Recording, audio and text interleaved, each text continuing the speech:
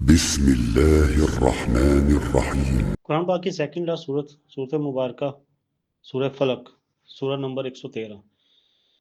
یہ صورت اصل میں ایک تحفہ ہے امت رسول صلی اللہ علیہ وسلم کے لیے۔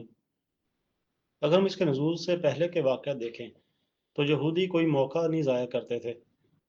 یہودی نے آپ صلی اللہ علیہ وسلم کے ساتھ بے انتہا زیادتیاں کی۔ کبھی گوشت میں زہر ملا کے دیا گیا تو اللہ تعالیٰ نے آپ صلی اللہ علیہ وسلم کو وہاں سے بھی محفوظ فرمایا۔ کبھی پتھر برسائے گئے، اللہ پاک نے وہاں سے بھی محفوظ فرمایا، اور کبھی جادو کیا گیا۔ اس سورہ مبارکہ کا نزول جادو کے بعد ہی ہوا۔ اب جادو کا اثرات آپ صلی اللہ علیہ وسلم کے جسم مبارک پہ ہوئے۔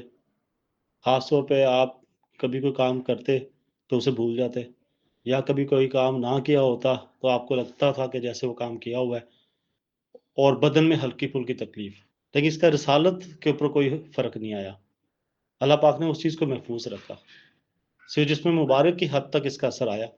اب اس کے کانٹیکس میں بخاری شریف کی ایک حدیث ہے 5766، جس میں اس کی مکمل ڈیٹیل پڑی ہوئی ہے۔ اس حدیث مبارکہ میں حضرت عائشہ رضی اللہ عنہا سے روایت ہے کہ انہوں نے کہا آپ صلی اللہ علیہ وسلم پر جادو کیا گیا۔ اس کا یہ اثر ہوا کہ آپ اپنے خیال کے مطابق ایک کام کر چکے ہوتے، لیکن وہ نہیں کیا ہوتا تھا۔ آخر کار ایک دن آپ میرے پاس تشریف فرما تھے، آپ نے اللہ تعالیٰ سے دعا کی، پھر دعا مانگی۔ اس کے بعد آپ نے مجھ سے فرمایا، اے عائشہ، کیا تمہیں معلوم ہے کہ میں نے اللہ تعالیٰ سے جو بات پوچھی تھی اس کا جواب اللہ تعالیٰ نے مجھے دے دیا ہے؟ میں نے عرض کی، اللہ کے رسول وہ کیا بات ہے؟ آپ نے فرمایا، میرے پاس دو آدمی آئے۔ اصل میں وہ فرشتے تھے جو آدمی کی صورت میں اصل ان کے خواب میں آئے۔ اب یہ آپس میں بات کریں گے، اور بظاہر آپ صلی اللہ علیہ وسلم کو بتانا تھا کہ معاملہ کیا ہوا ہے۔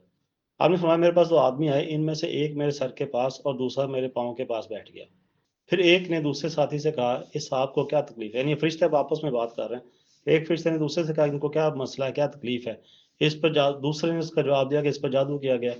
اس نے کہا، کس نے جادو کیا ہے؟ دوسرے نے جواب دیا کہ یہودی نے جادو کیا۔ پھر پہلے نے کہا، جادو کس چیز پہ ہوا ہے؟ تو اس نے دوسرے فرشتے نے پھر اس کا جواب میں کہا کہ کنگھی، یعنی اس کے بالوں پہ جادو ہوا ہے، جو نر کھجور کے گوشے میں غلاف میں رکھا ہوا ہے۔ اور اس نے پوچھا وہ کہاں رکھا؟ تو اس نے کہا کنویں کے اندر رکھا ہوا ہے۔ پھر آپ صلی اللہ علیہ وسلم چند صحابہ کے ساتھ اس کنویں پر تشریف لے گئے، وہاں صلی اللہ علیہ وسلم نے دیکھا، پھر حضرت عائشہ رضی اللہ عنہا کو آگے بتایا کہ اللہ کی قسم اس کنویں کا پانی مہندی کے نچوڑ جیسا سرخ ہے، اور وہاں کی کھجوریں گویا شیطانوں کے سر ہیں۔ بہرحال اس کو وہاں سے ہٹایا گیا، پھر دفنایا گیا، اور اللہ پاک نے آپ صلی اللہ علیہ وسلم کو جادو کے نصرات سے نجات دی۔ اس سورہ مبارک کی اہمیت کا اندازہ مشکات کی حدیث نمبر 4563 سے بھی لگایا جا سکتا ہے، جس میں روایت ہے کہ آپ صلی اللہ علیہ وسلم جنوں اور انسانوں کی نظر سے پناہ طلب کیا کرتے تھے، حتیٰ کہ سورہ فلق اور سورہ ناس نازل ہوئیں۔ جب وہ نازل ہوئیں تو آپ نے انہیں لے لیا، اور جو ان دونوں کے علاوہ تھا اسے ترک کر دیا۔ یعنی جتنے بھی اذکار آپ صلی اللہ علیہ وسلم ان صورت مبارکہ کے نازل ہونے سے پہلے کیا کرتے تھے وہ بعد میں ترک کر دیے گئے، اور صرف انہی دو صورت مبارک سے ہی تمام نظر بد کا اور جادو ٹونے کا علاج ہوا۔ گویا یہ صورت مبارکہ پڑھ کر دم کر لینے سے بندہ مومن تمام تر شر سے محفوظ ہو جاتا ہے، جیسا کہ بخاری شریف کی حدیث نمبر 5748 میں روایت ہے کہ آپ صلی اللہ علیہ وسلم اپنے دونوں ہاتھوں پہ یہ صورتیں پڑھ کر پھونک مارتے، اور چہرے اور جسم کے جس حصے تک ہاتھ جاتا وہاں تک پھیرتے، اور جب آپ بیمار ہوئے تو آپ نے حضرت عائشہ رضی اللہ عنہا کو یہ حکم دیا۔ اسی طرح سورہ نسائی کی حدیث نمبر 5432 میں بھی اس کی اہمیت کا ذکر ہے کہ آپ صلی اللہ علیہ وسلم نے فرمایا، کسی شخص نے ان جیسی صورتوں یا کلام کے ساتھ اللہ تعالیٰ کی پناہ حاصل نہیں کی۔ ہاں، یہ شرط ہے کہ ان کو معمول بنانا پڑے گا، روز پڑھنا پڑے گا۔ یہ نہیں کہ آپ نے آج پڑھا، پھر 4-5 دن ریسٹ کر لیا، پھر پڑھا، پھر مہینہ ریسٹ کر لیا، پھر پڑھا۔ ایسا نہیں ہوگا۔ ان سورہ مبارکوں کو باقاعدگی کے ساتھ پڑھنا پڑے گا۔ سورہ مبارک کی آیت نمبر 1 میں ارشاد باری تعالیٰ ہے کہ کہو میں پناہ میں آتا ہوں صبح کے رب کی۔ یہاں پر قابل غور بات یہ ہے کہ صبح کے رب کی، تو شام کا رب کون ہے؟ دوپہر کا رب کون ہے؟ رات کا رب کون ہے؟ یہاں پر صبح کے رب کا مطلب یہ ہے کہ تاریکیوں کو چاک کر کے صبح نکالنے والا، یعنی کہ ایک اندھیرے سے ایک صبح روشن طلوع کرنے والا، ہر نا امیدی کے بعد ایک امید، ہر تکلیف کے بعد ایک سکھ لانے والا۔ اگر ہم فلک کے معنی دیکھیں تو فلک کے معنی کسی چیز کو پھاڑنے کے ہیں۔ اس کی تفصیل سورہ انعام کی آیت نمبر 96 میں اللہ تعالیٰ کی قدرت کے حوالے سے ہے کہ اللہ تعالیٰ رات کی تاریک کا پردہ چاک کر کے صبح نکالنے والا ہے۔ اور اسی صورت کی آیت نمبر 95 میں ذکر ہے کہ بے شک اللہ دانے اور گٹھلی کو چیرنے والا ہے، زندہ کو مردے سے نکالنے والا ہے، اور مردہ کو زندہ سے نکالنے والا ہے۔ یعنی اللہ تعالیٰ اپنی قدرت سے زمین کے اندر دانوں یا گٹھلیوں کو پھاڑتا ہے، تو پودوں یا درختوں کی پتیاں اور جڑیں نکلتی ہیں۔ چنانچہ فلک سے مراد یہاں صرف صبح ہی نہیں بلکہ ہر وہ چیز ہے جسے اللہ تعالیٰ نے عدم کا پردہ چاک کر کے وجود بخشا ہے۔ جیسے کہ اگلی آیت مبارکہ میں واضح کر دیا گیا ہے، میں پناہ میں آتا ہوں اس کی تمام مخلوقات کے شر سے۔ یعنی شر مستقل طور پر علیحدہ وجود رکھنے والی کوئی چیز نہیں، بلکہ یہ اللہ تعالیٰ کی مختلف مخلوقات کے اندر ہی کا ایک عنصر ہے۔ اس نقطے کو یوں بھی سمجھے کہ اللہ تعالیٰ کی ذات ہر قسم کے نقص یا عیب سے پاک ہے، لیکن اس کی مخلوق اپنے خالق کی طرح کامل نہیں ہو سکتی۔ چنانچہ ہر مخلوق کے اندر کوئی نہ کوئی کمی یا نقص موجود ہے۔ اب انسان جیسے کہ اشرف المخلوقات ہے، لیکن خود انسان متعدد کمزوریوں کے ساتھ پیدا کیا گیا، جس کا ذکر قرآن پاک میں سورہ نساء آیت نمبر 28 میں آیا ہے کہ انسان بنیادی طور پر کمزور پیدا کیا گیا ہے۔ اور اسی طرح سورہ بنی اسرائیل میں آیت نمبر 11 میں انسان کی ایک اور کمزوری کا ذکر آیا کہ آدمی بڑا جلد باز ہے۔ انسان ہر کام کی جلدی کرتا ہے اور جلد بازی میں اپنا نقصان کر بیٹھتا ہے۔ اس طرح آیت نمبر 19 میں ذکر آیا بے شک آدمی بڑا بے صبر ہے۔ آیت کا مبارکہ 20 میں ذکر آیا جب اسے کوئی برائی پہنچتی تو سخت گھبرانے والا ہو جاتا ہے۔ اور آیت نمبر 21 میں ذکر آیا جب اسے بھلائی ملتی ہے تو بہت بخیل بن جاتا ہے۔ یہ ساری کمزوریاں ہی ہیں۔ کوئی انسان روحانی طور پر اگرچہ احسن تقویم کے درجے میں پیدا کیا گیا ہے، لیکن اس کے حیوانی اور مادی وجود میں مذکورہ خامیوں سمیت بہت سی کمزوریاں پائی جاتی ہیں۔ اسی طرح ہر مخلوق میں مختلف کمزوریوں کے متعدد پہلو پائے جاتے ہیں جن کی وجہ سے شر جنم لیتا ہے۔ چنانچہ اس آیت کا مفہوم یوں ہوگا کہ اے پروردگار، تیری جس مخلوق میں شر کے جو پہلو پائے جاتے ہیں، میں ان میں سے ہر قسم کے شر سے تیری پناہ میں آتا ہوں۔ اب اگر ہوا کی مثال لے لیں تو ہوا زندگی کی ایک علامت ہے، لیکن اگر یہی ہوا آندھی یا طوفان کی صورت میں آ جائے تو شر تباہی ہے۔ اسی طرح پانی کی مثال لے لیں، پانی زندگی کی علامت ہے، پانی کے بغیر زندگی کا کوئی تصور نہیں ہے، لیکن یہی پانی اگر سیلاب کی صورت میں آ جائے تو تباہی ہے۔ اسی طرح آگ کی مثال لے لیں، آگ ایک نعمت، لیکن اگر یہی بھڑک اٹھے تو شر۔ تو ہر مخلوق میں جہاں پہ پازیٹیو پہلو ہے وہاں پہ منفی پہلو بھی ہے۔ آیت مبارکہ 3 میں ارشاد باری تعالیٰ خاص طور پر اندھیرے کے شر سے جب وہ چھا جائے۔ ظاہر ہے رات کے اندھیرے میں انسانوں، جنوں، ضرر رساں جانوروں اور کیڑے مکوڑوں کی صورت میں شر پھیلانے والے عناصر زیادہ فعال و مستعد ہو جاتے ہیں۔ گویا رات کا اندھیرا بذات خود ایک بہت بڑا شر ہے جسے بچنے کے لیے اللہ تعالیٰ کی پناہ میں آنا ضروری ہے۔ آیت نمبر 4 میں ارشاد باری تعالیٰ اور ان عورتوں کے شر سے جو گروہیں باندھ کر پھونکے مارتی ہیں۔ اس آیت مبارکہ میں عورتوں کا ذکر آیا، اس کی وجہ صرف یہ ہے کہ زمانہ قدیم میں یہودیوں کے ہاں عورتیں یہ کام انجام دیتی تھیں، وہ تعویذ گنڈے اور یہ جادو ٹونے والے کام سارے کیا کرتے تھے، اس لیے عورتوں کا ذکر یہاں پر آیا۔ اس آیت مبارکہ کے مطابق یعنی وہ تمام ٹونے ٹوٹکے، تعویذ گنڈے اور سفری عملیات جن کے ذریعے سے کسی انسان کو نقصان پہنچانے کی کوشش کی جاتی ہے۔ اس موضوع کے حوالے سے یہاں یہ نقطہ اچھی طرح سے سمجھ لیجئے کہ کسی چیز کا بالفصل موجود ہونا اور بات ہے اور اس چیز کا حلال حرام یا جائز ناجائز ہونا الگ بات ہے۔ مثلا جادو ایک حقیقت ہے لیکن کفر ہے، شراب اپنی ایک مخصوص تاثیر رکھتی ہے لیکن حرام ہے۔ اسی طرح علم نجوم، پامسٹری، ہاتھ کی لکیروں کا علم رکھنے والے لوگ اور عملیات کی حقیقت اور تاثیر سے انکار نہیں کیا جا سکتا۔ ظاہر ہے جب ہم اچھے وظائف و کلمات کی اچھی تاثیر کو مانتے ہیں تو ہمیں شیطانی کلمات وغیرہ کی منفی تاثیر کا بھی اقرار کرنا پڑے گا، لیکن شریعت نے ہمیں ایسے علوم سے اور ایسے علوم کی بنیاد پر کیے گئے دعووں پر یقین کرنے سے منع کر دیا۔ ظاہر ہے اس نوعیت کی تمام چیزیں اللہ تعالیٰ کی مرضی کے بغیر تو مؤثر نہیں ہو سکتی اور نہ ہی کسی کو نقصان پہنچا سکتی، اس لیے ان کے شر سے بچنے کا آسان اور مؤثر طریقہ یہی ہے کہ انسان خود کو اللہ تعالیٰ کی پناہ میں دے دے۔ کوئی جادو، کوئی ٹونا، کوئی حسد والی نظر آپ کو تب تک نقصان نہیں پہنچا سکتی جب تک اللہ تعالیٰ کی مرضی شامل نہ ہو۔ ہاں اگر اللہ تعالیٰ نے کوئی آزمائش کے طور پہ ایسی چیز رکھی ہوئی ہے تو اس سے بچنے کا ایک ہی طریقہ ہے کہ اللہ کی پناہ میں آیا جائے۔ اس میں ایک بات یہ بھی بہت اہم ہے کہ اللہ کی پناہ میں آنے کا مطلب یہ بھی ہے کہ اللہ کی باتیں بھی مانی جائیں۔ ایسا نہ ہو کہ ہم پناہ میں تو اللہ کی آ جائیں اور اللہ کی ایک بھی نہ مانیں، تو اس طرف بھی دھیان دینا بہت ضروری ہے۔ آیت مبارکہ 5 میں ارشاد باری تعالیٰ اور حسد کرنے والے کے شر سے بھی جب وہ حسد کرے۔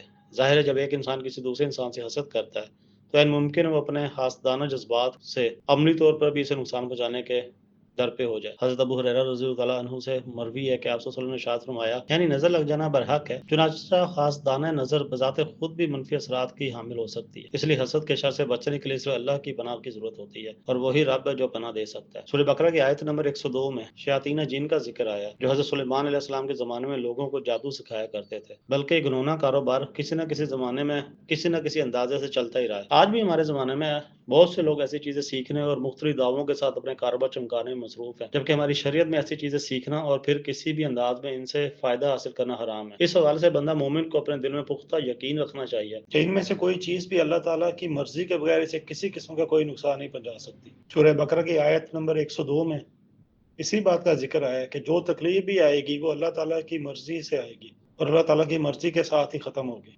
جہاں تک ایسی چیزوں سے فاسد تدابیر اپنانے یا اس طرح کے کسی شیطانی حملے کے توڑنے کا تعلق ہے تو ان دو صورتوں کے ہوتے ہوئے ایک بندہ مومن کو کسی اور عمل، تعویذ یا تدبیر کی ضرورت نہیں ہوتی۔ ظاہر ہے یہ صورتیں اسی مقصد کے لیے اللہ تعالیٰ نے آپ صلی اللہ علیہ وسلم کو سکھائی تھی۔ اب بندہ مومن کو ایک بات اپنے دل میں رکھنی چاہیے کہ اسے کوئی بھی تکلیف، کوئی بھی آزمائش، کچھ بھی ہوگا وہ اللہ تعالیٰ کی مرضی کے بغیر نہیں ہو سکتا۔ اگر اللہ تعالیٰ نے آزمائشیں رکھی ہیں تو اس پر صرف صبر کرنے کے علاوہ کوئی حل نہیں۔ اگر کسی کی اب نوکری نہیں لگ رہی، یا کسی کی اولاد نہیں ہو رہی، یا کوئی کسی بیماری میں مبتلا ہو گیا، تو بجائے اس سے کہ ڈھونگیوں کے پاس جایا جائے، صرف صبر کے ساتھ اس لمحے کا انتظار کیا جائے جو اللہ تعالیٰ نے مقرر کیا ہے۔ ہر اندھیرے کے بعد ایک روشن صبح کا طلوع ہونا صرف اللہ کی مرضی سے ہی ہے۔ اگر اللہ پاک نے ایک بیماری کو آزمائش کے طور پہ مسلط کیا ہے تو کون ہے اللہ کے علاوہ جو اسے شفا دے دے؟ اگر اب ہم دونوں سورہ مبارکہ کا کمپیریزن کریں، سورہ فلق کا، سورہ ناس کا، سورہ فلق میں صرف ایک دفعہ اللہ کی پناہ مانگی گئی ہے اور 4 طرح کے شر سے حفاظت کے لیے، اور سورہ ناس میں 3 دفعہ اللہ کی پناہ مانگی اور ایک شر کی پناہ لی گئی۔ یہاں پر صرف رب الفلق، صبح کے رب کی پناہ، اور وہاں پر لوگوں کے رب کی پناہ، لوگوں کے بادشاہ کی پناہ اور لوگوں کے معبود کی پناہ۔ سورہ فلق میں ایک دفعہ پناہ مانگی کیونکہ یہاں پہ شر جتنے بھی دنیاوی لیول کے ہیں، دنیا سے ان کا تعلق ہے، آپ کی دنیا خراب کر سکتے ہیں، لیکن سورہ ناس میں جو شر ہے وہ آپ کی آخرت خراب کر سکتا ہے، وہ آپ کا ایمان خراب کر سکتا ہے۔ اس لیے جہاں پر ایمان کی اور آخرت کی بات آئی تو وہاں پر 3 دفعہ پناہ مانگی گئی، اور جہاں پر دنیا کی بات آئی وہاں پر صرف ایک دفعہ پناہ مانگی گئی۔ اور یہی وہ کنسیپٹ ہے کہ دنیا کی اہمیت نہیں ہے، آخرت کی اہمیت زیادہ ہے۔ اب آخر میں اگر ہم یہ دیکھیں کہ دم کرانا جائز ہے یا نہیں، یا صرف ڈاکٹر سے ہی علاج کرایا جا سکتا ہے یا حکیموں سے علاج کرایا جا سکتا ہے، ایسا ہرگز نہیں ہے۔ ہر طرح کا علاج جائز ہے، بس شرط یہ ہے کہ الفاظ جو ہوں وہ اللہ تعالیٰ کے نام کے ہوں۔ آپ نے دم کروانا ہے تو قرآن پاک کی صورتوں کا، کوئی ایسا دم جس میں غیر شرعی یا غیر اللہ کا کوئی نام ہو تو وہ جائز نہیں ہے، کیونکہ شفا جو ہے من جانب اللہ ہے، یہ اللہ کے اختیار میں ہی ہے کہ وہ آپ کو گھر بیٹھے شفا دے دے، ایک مٹی کی چٹکی سے شفا دے دے، یا آپ در بدر پھر لیں اور آپ کو شفا نہ دے۔ اس کنٹیکس میں آپ کو بخاری شریف کی ٹوٹل 17 حدیث پیش کرتا ہوں، حدیث نمبر 5736 سے لے کے حدیث نمبر 5752۔ ان احادیث مبارکہ کے مطابق دم کرانا جائز ہے، جبکہ حدیث نمبر 5752 ایک با کمال حدیث ہے جو سورہ بقرہ کے آیت نمبر 102 کی مکمل وضاحت کرتی ہے۔ بخاری شریف کی حدیث میں 5736 میں روایت ہے کہ چند صحابہ کرام عرب کے ایک قبیلے کے پاس سے گزرے، ان کے سردار کو کسی زہریلے جانور نے کاٹ لیا۔ قبیلے والے نے صحابہ کرام سے پوچھا کہ آپ کے پاس کوئی دوائی ہے؟ تو صحابہ کرام نے دم کیا سورہ فاتحہ پڑھ کے، اور اس سے سردار ٹھیک ہو گیا۔ اس کے بعد صحابہ کرام نے ان سے کچھ بکریاں لے لی۔ صحابہ کرام نے آپ صلی اللہ علیہ وسلم نے پوچھا تو آپ صلی اللہ علیہ وسلم مسکراتے ہوئے فرمایا، تمہیں کیسے معلوم ہوا کہ سورہ فاتحہ سے بھی دم کیا جا سکتا ہے؟ بکریاں لے لو اور ان میں سے میرے لیے بھی حصہ رکھو۔ بخاری شریف کی حدیث نمبر 5737 میں بھی یہی ذکر ہے۔ بخاری شریف کی حدیث نمبر 5738 میں روایت ہے کہ آپ صلی اللہ علیہ وسلم نے فرمایا نظر بد لگ جانے سے دم جھاڑ کیا جائے۔ پھر حدیث نمبر 5737 میں حضرت ام سلمہ رضی اللہ تعالیٰ عنہ سے روایت ہے کہ آپ صلی اللہ علیہ وسلم نے ان کے گھر میں ایک لڑکی دیکھی جس کے چہرے پر سیاہ دبے تھے، تو آپ صلی اللہ علیہ وسلم نے فرمایا اسے دم کراؤ کیونکہ اسے نظر بد لگ گئی ہے۔ حدیث میں 5740 میں روایت ہے کہ نظر لگ جانا برحق ہے۔ حدیث میں 5741 میں آپ صلی اللہ علیہ وسلم نے فرمایا کہ زہریلے جانور کے کاٹنے سے دم کرانے کی اجازت ہے۔ حدیث میں 5742 میں دعا کا ذکر آیا کہ آپ نے دم کرنا کس طرح سے ہے۔ اے اللہ لوگوں کے رب، اے تکلیف دور کرنے والے، تو شفا عطا فرما، بے شک تو ہی شفا دینے والا ہے، تیرے سوا اور کوئی شفا دینے والا نہیں، تو ایسی شفا عطا فرما کہ بیماری بالکل نہ رہے۔ حدیث میں 5743 میں بھی یہی الفاظ ہیں، اے اللہ لوگوں کے رب تکلیف دور کر دے۔ حدیث میں 5744 اور 5745 میں بھی دم کرنے کے طریقے کا ذکر آیا ہے، اور حدیث میں 5745 سے لے کے 5751 تک بالترتیب دم کا ہی ذکر کی حدیث مبارکہ موجود ہیں۔ ہم بات کرتے ہیں حدیث نمبر 5752 کی۔ اس حدیث مبارکہ آپ صلی اللہ علیہ وسلم نے فرمایا کہ تمام امتیں میرے سامنے پیش کی گئیں، بعد ایسے انبیاء گزرے جن کے ساتھ صرف ایک ایک آدمی تھا، اور بعد ایسے نبی گزرے جن کے ساتھ دو دو آدمی تھے۔ کچھ انبیاء کرام ایسے بھی تھے جن کے ساتھ ایک چھوٹی سی جماعت تھی، اور کچھ ایسے بھی تھے کہ ان کے ساتھ کوئی بھی نہیں تھا۔ پھر میں نے ایک بڑی جماعت دیکھی جس نے افق کو ڈھانپ رکھا تھا، میں نے خیال کیا شاید یہ میری امت ہے، مجھے کہا گیا کہ یہ حضرت موسیٰ علیہ السلام اور ان کی امت کے لوگ ہیں. تو مجھے فرشتوں نے کہا کہ دیکھو، میں نے دیکھا کہ وہاں بے شمار لوگ ہیں. میں نے دیکھا کہ لوگوں نے پورے فلک کو چاروں طرف سے گھیرا ہوا ہے. مجھ سے کہا گیا کہ یہ لوگ آپ کی امت ہے، اور ان میں سے 70,000 وہ لوگ ہوں گے جو جنت میں بغیر حساب کے داخل ہوں گے. یہاں پر تعداد کے اوپر ڈاؤٹ ہے. یہ جو شک ہے تعداد کے اوپر، یہ آپ کو حدیث نمبر 6542 اور 6543 میں ملتا ہے، جہاں پر راوی کہتے ہیں کہ ہمیں تعداد میں شک ہے، یعنی کہ میری امت سے 70,000 یا 70 لاکھ لوگ ایسے ہوں گے جو بے حساب کے جنت میں جائیں گے. یہ سننے کے بعد صحابہ کرام اٹھ کر مختلف جگہوں پر چلے گئے، جبکہ آپ صلی اللہ علیہ وسلم نے اس امر کی وضاحت نہ کی. جب صحابہ کرام مختلف جگہوں پر چلے گئے تو انہوں نے آپ صلی اللہ علیہ وسلم تو اس کا ذکر نہیں کیا کہ یہ 70,000 یا 70 لاکھ لوگ کون ہوں گے. لیکن جب آپ صلی اللہ علیہ وسلم تک یہ بات پہنچی تو آپ صلی اللہ علیہ وسلم نے اس کی وضاحت فرمائی اور 3 خصوصیات بتائی ان لوگوں کی جو بغیر حساب کے جنت میں جائیں گے. پہلی خصوصیت کہ وہ بدشگونی نہیں کریں گے، دوسری خصوصیت کہ وہ جھاڑ پھونک نہیں کرائیں گے، تیسری خصوصیت کہ نہ داغ دیتے ہوں گے. اب 3 کوالٹیز ان لوگوں کی ہیں جو بغیر حساب کے جنت میں جائیں گے. اور وہ کریں گے کیا؟ اپنے رب پر توکل کریں گے، ہر معاملے میں اللہ پہ توکل کریں گے. اب بدشگونی کیا ہوتی ہے اس کی اگر ہم وضاحت کریں تو بدگمانی، جیسے کالی بلی راستہ کاٹ گئی تب تو بہت برا ہو جائے گا، یا کسی طوطے سے فال نکلوا لی کہ وہ بتائے گا جناب آپ کا فیوچر کیسا ہوگا. بے وقوفوں والے کام ہے نا سارے یہ. یا ماضی میں پرندے اڑائے جاتے تھے، پرندہ اگر اس سائڈ پہ اڑ گیا تو سارے کام اچھے ہو جائیں گے، دوسری سائڈ پہ اڑ گیا تو سارے کام برے ہو جائیں گے. اسی طرح آج کل کے دور میں آنکھوں کا پھڑکنا، اگر آپ کی دائیں آنکھ پھڑک رہی ہے، بائیں پھڑک رہی ہے تو بہت کچھ برا ہونے والا ہے. تو یہ ساری بدگمانیاں ہیں. جو ان چیزوں پہ بلیو کر کے چلے گا وہ اس لسٹ سے باہر ہو جائے گا. پھر داغنے والی، ماضی میں داغ کے جہاں پہ خون زیادہ نکلتا تھا، نہیں رکا جاتا تھا، تو وہاں پہ داغ آ جاتا تھا. جیسے ارطغرل غازی، یا آپ لوگوں نے دیکھی ہوگی دور حاضر میں داغنا کیا ہو سکتا ہے؟ ٹیٹوز بنانا باڈی کے اوپر، یا کوئی بہت بڑا عاشق ہے تو اپنے محبوب کا نام پرنٹ کروا لینا ہاتھوں کے اوپر کٹنگ کروا کے، یہ اس زمرے میں ہی آئے گا. تیسری بات آ گئی دم والی، کہ جھاڑ پھونک نہیں کریں گے، دم نہیں کرائیں گے. اب اس دم سے کیا مراد ہے؟ اس دم سے مراد یہ نہیں ہے کہ آپ اللہ تعالیٰ کے نام کا یا اس قرآن پاک کی طرف سے کوئی دم کروانے جا رہے ہیں تو اس سے ممنوع ہے، نہیں. کیونکہ اس کے پیچھے جو حدیثوں کے 16 حدیثیں میں نے آپ کو بیان کی ہیں وہ دم کے اوپر ہی ہیں. اس سے مراد صرف یہی لی جا سکتی ہے کہ آپ نے جادو ٹونے والے یہ جو معاملات ہیں یہ کام آپ نے نہیں کروانے. اللہ تعالیٰ کے نام کا جہاں پہ ذکر ہے، یعنی کوئی ایسا طریقہ جو اللہ تعالیٰ کے نام سے لیا جائے، قرآن پاک کے کلام سے لیا جائے، وہ جائز. اور دم کرواتے ہوئے بھی آپ کو یہ یقین ہونا چاہیے کہ شفا جو ہے وہ اللہ کی طرف سے ہی ہے. بیماریوں سے نجات، دکھوں سے نجات اللہ ہی دے سکتا ہے، وہ کوئی پیر بابا یا کوئی اور نہیں دے سکتا. ہاں اگر آپ کے مائنڈ میں یہ چل رہا ہے کہ وہ فلاں پیر جو صاحب جو ہیں وہ اس نے آپ کو اولاد دینی ہے، اس نے آپ کا سارا کچھ ختم کرنا ہے، تو یہ آپ کے اپنے دماغ کی سوچ ہے. ایسا کبھی نہیں ہونا. دیکھیں نا، ایک ڈاکٹرس، اگر آپ مثال آپ ایسے لے لیں کہ ہارٹ کا پیشنٹ ہے، وہ ہاسپٹل میں ایڈمٹ ہے اور پورے ڈاکٹر کا پورا پینل اس کے سر پہ کھڑا ہے، لیکن موت تو اس کو وہاں سے بھی نکال کے لے جاتی ہے، ڈاکٹر نہیں بچا پاتا. اور اسی طرح اگر دوسرا مثال لے لیں کہ ایک مریض پہنچا ہے وہاں پہ اور وہ کہہ رہے ہیں یہ تو ڈیڈ ہو گیا، اگر آپ 5 منٹ پہلے آ جاتے تو ہم اس کو بچا لیتے. بچانا انہوں نے نہیں ہے، یہ آپ کی سوچ غلط ہے. دیکھیں وہ جو اگر 5 منٹ لیٹ ہوا ہے وہ ٹریفک کی وجہ سے ہوا، یا آپ نے لیٹ رسپانس دیا، اس کو مریض کو اٹھانے میں ٹائم لگ گیا، وہ ہونا ایسے ہی تھا، تقدیر میں ایسا ہی لکھا تھا. یہاں پہ اگر مگر، اگر میں ایسا کر لیتا، اگر میں ایسا نہ کرتا، اگر یہ ہو جاتا، یہ اگر مگر، یہ جتنی بھی باتیں ہیں یہ صرف شیطانی وسوسے ہیں. آپ کو یقین ہونا چاہیے کہ تقدیر میں جو اللہ تعالیٰ نے لکھ دیا ہے وہ ہو کر رہنا ہے، وہاں پر صرف صبر ہے. دعا ہے اللہ پاک اس سورہ مبارکہ کو بیان کرنے میں کوئی غلطی کوتاہی جانے انجانے میں ہوگی اس کے معاف کرے، اور اس پہ عمل کرنے کی توفیق عطا فرمائے. والسلام.